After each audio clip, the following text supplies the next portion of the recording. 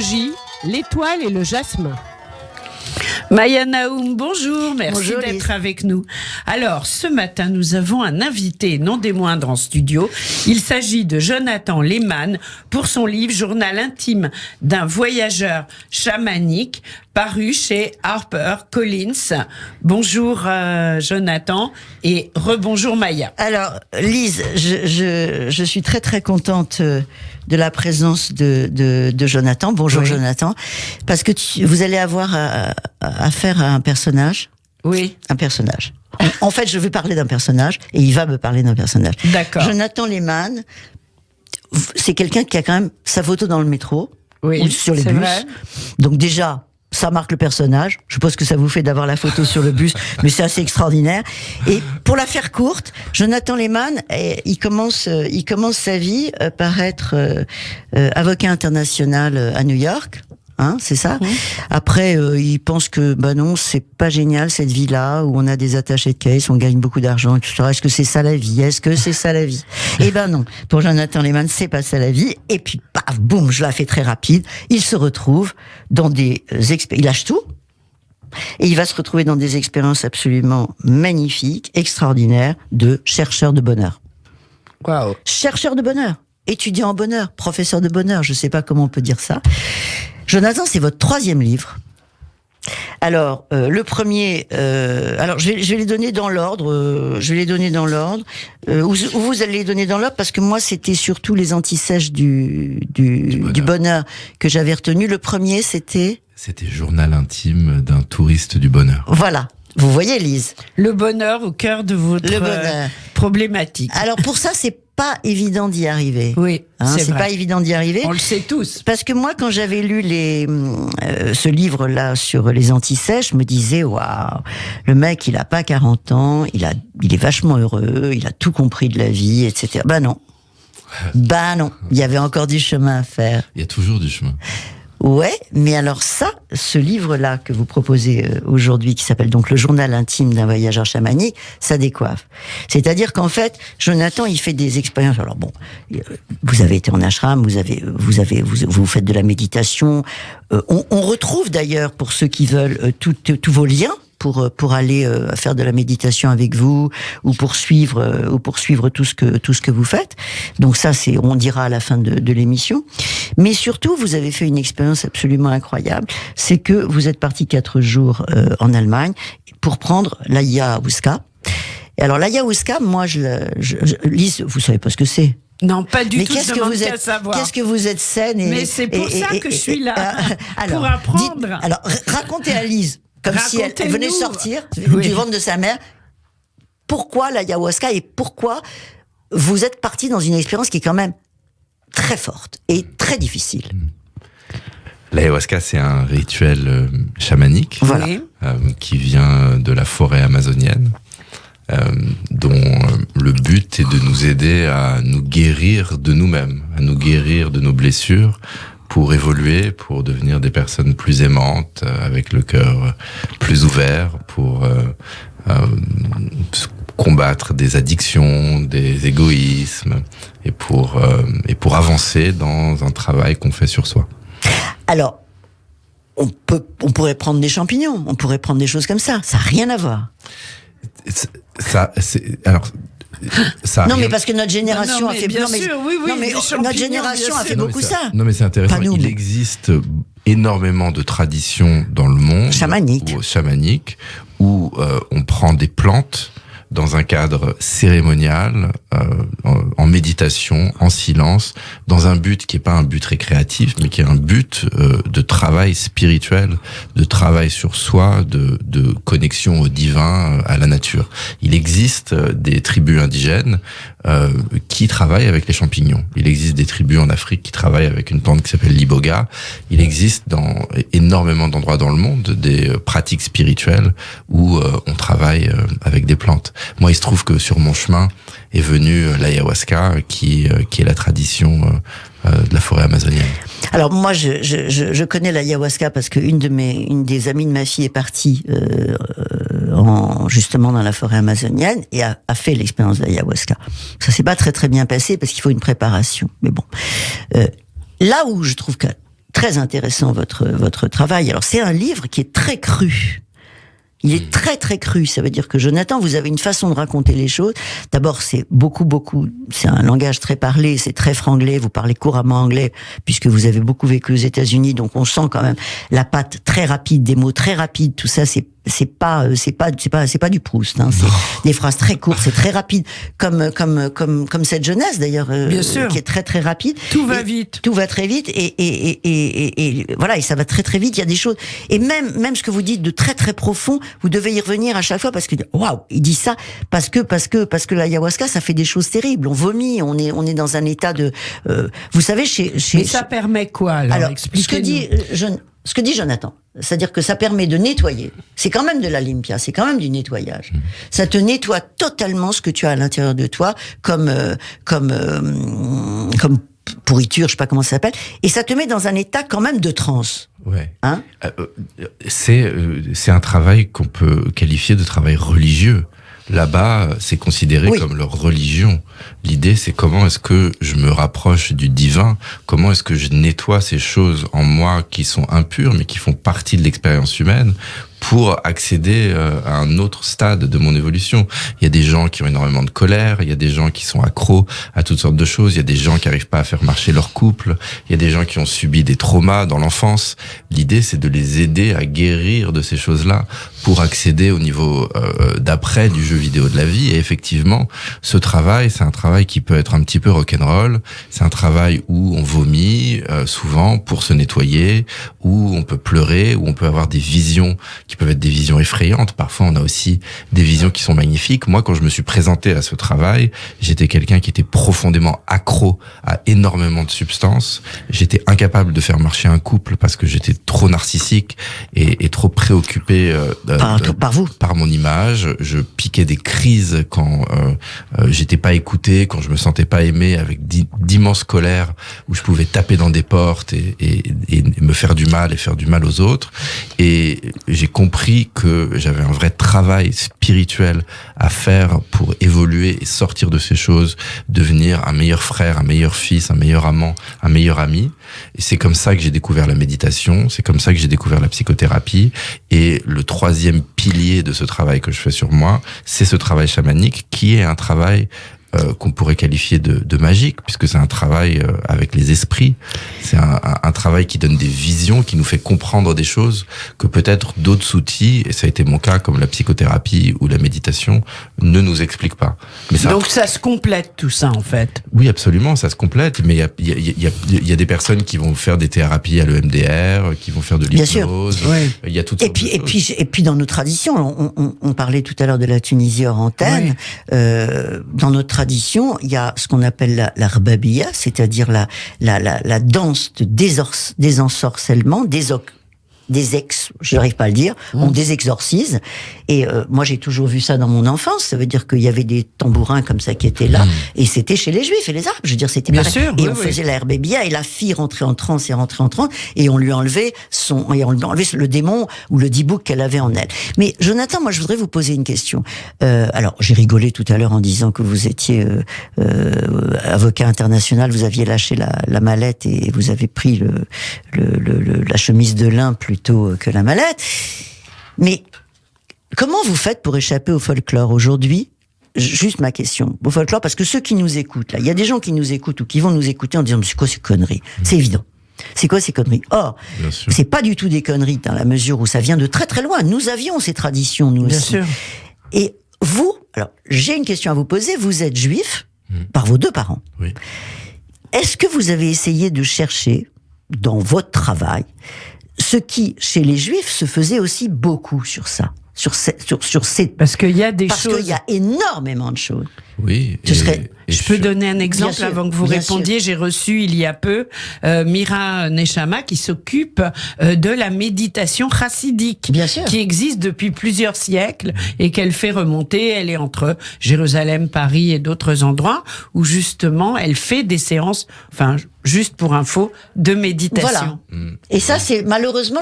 Alors, ma question était un peu, elle était un peu pas gentille parce que je dis, c'est marrant d'aller chercher, mais je fais pareil, hein, d'aller chercher dans les traditions qui sont pas les nôtres et qui sont pas nos origines, des choses qui sont inconnues par votre génération et qui existe beaucoup en fait. Et je veux parler de l'arbabia, mais il y a beaucoup d'autres choses chez les Ashkénazes. Moi, en grandissant dans le judaïsme, j'ai pas été introduit à toutes ces choses. J'avais pas accès à toutes ces choses. Moi, quand j'étais au Talmud Torah, ce qu'on me racontait, c'était pas ces choses-là. Aujourd'hui, j'ai la chance de pouvoir lire des livres sur la Kabbale, de pouvoir m'intéresser au mysticisme juif, de pouvoir piocher dans ce qui me vient et que je trouve dans la religion qui me parle.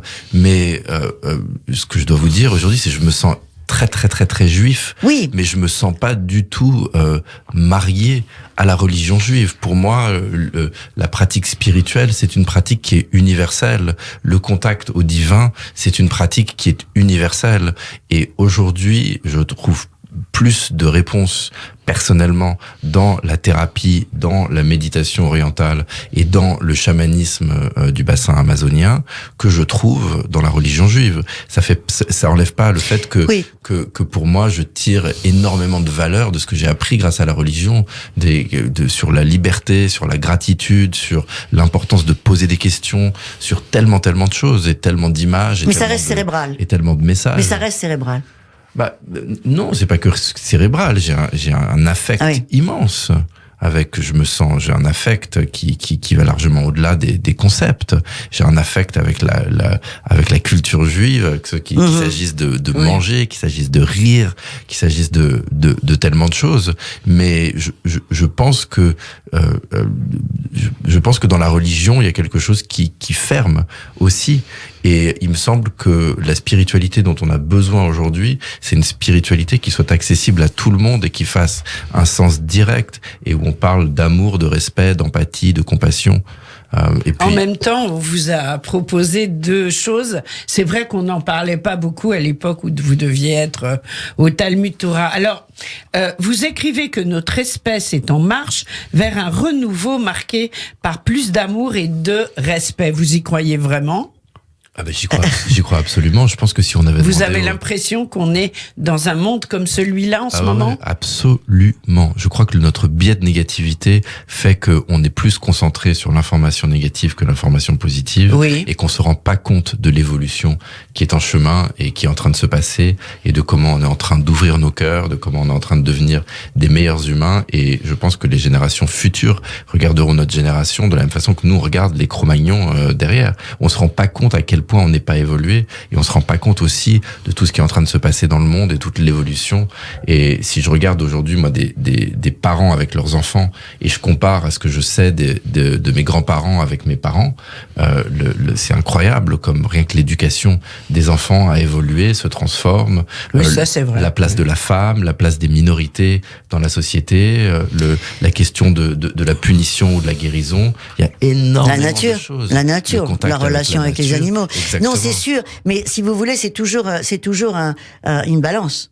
Le problème, c'est que c'est toujours une balance. On aura ce que vous dites, c'est-à-dire qu'on le sent. D'ailleurs, l'après-Covid était incroyable. Tous ces gens qui vivent à la campagne maintenant, etc.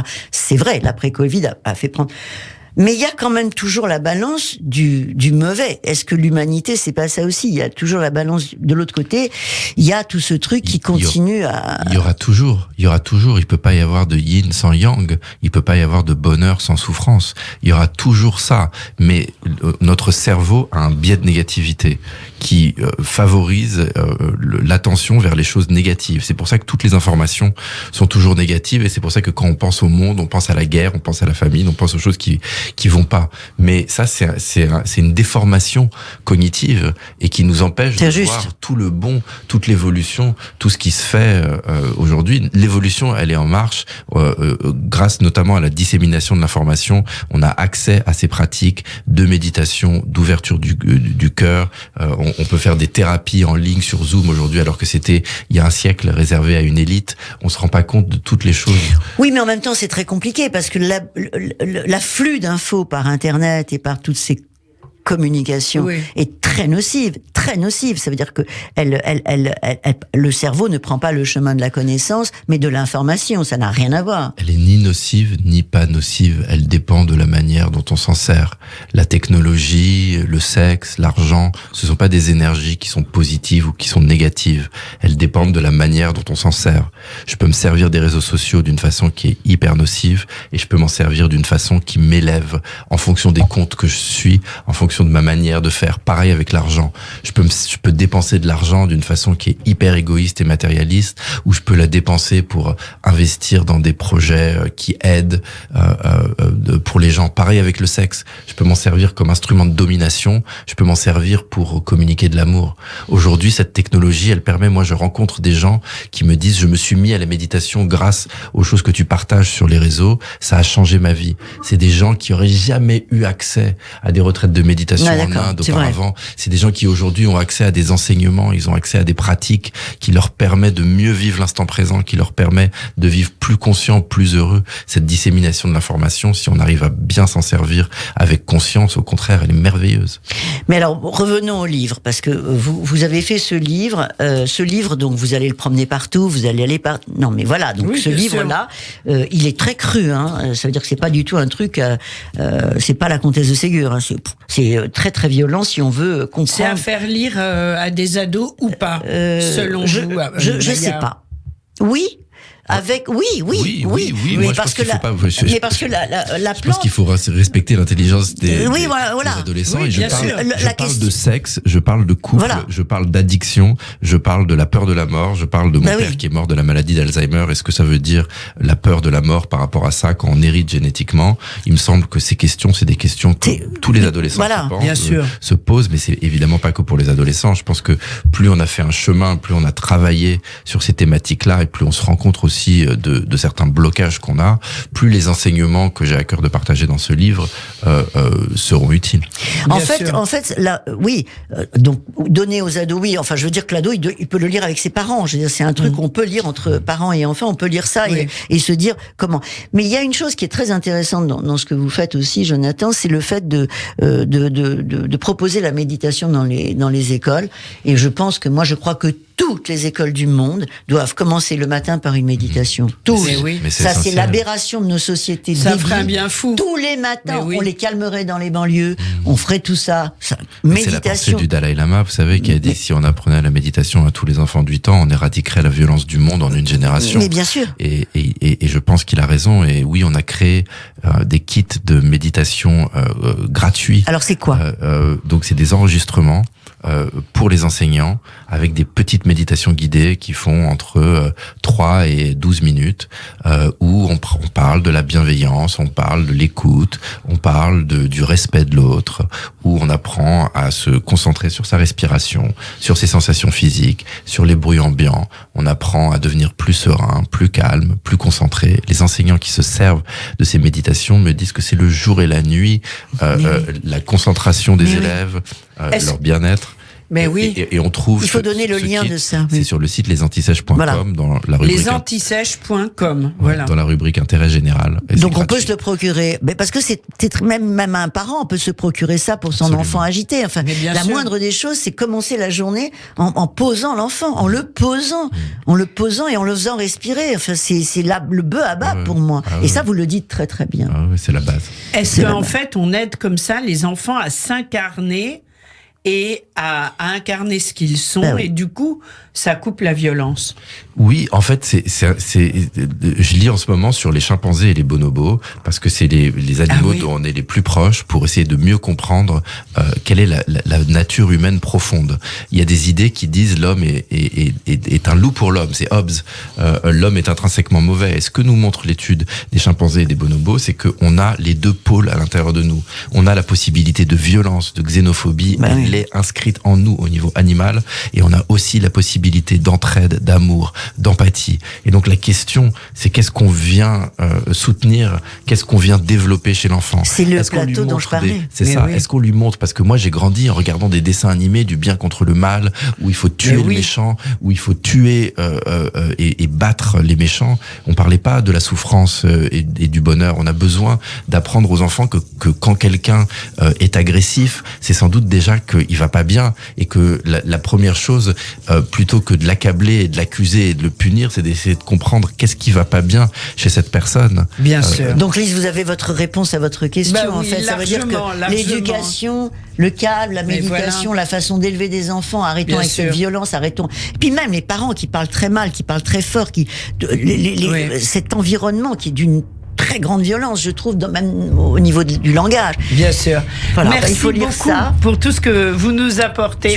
Jonathan Lehmann, journal intime d'un voyageur chamanique, paru chez Harper & Collins. Vous reviendrez nous voir. Oui, et vous podcastez l'émission, on peut la podcaster, la réécouter, la mettre sur les réseaux. Merci Jonathan.